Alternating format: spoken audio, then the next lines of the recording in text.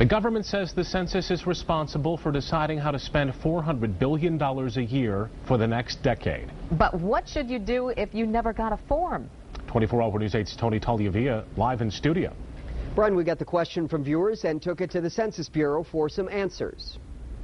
Well, I was watching the news at noon today, and they mentioned about being Census Day, and that, you know, they wanted everybody mail in their forms by today, and I have not received one. I did not receive any, you know, pre-letter, census letter, nothing. And Edna Hines wants to be counted. She wasn't the only one worried because she didn't get a census form. We heard the same question from other viewers and readers on Facebook. They need to count everybody, especially in the state of Michigan. You know, and used to be the old joke, the last person out of Michigan turned the lights off.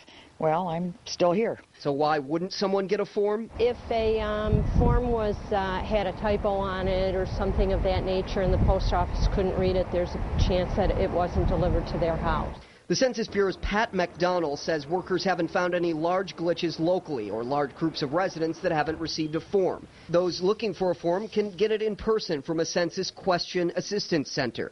We have 52 of them throughout Kent and Ottawa County.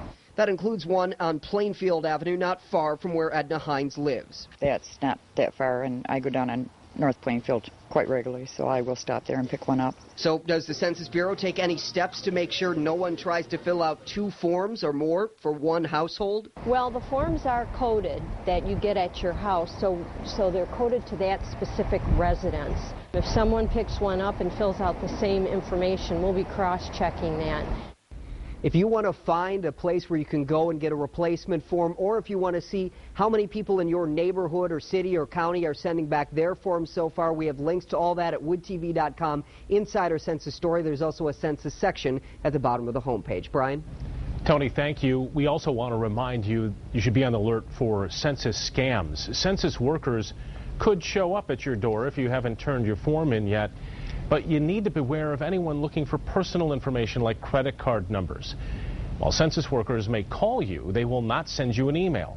They'll also never ask for money, bank account information, or a social security number.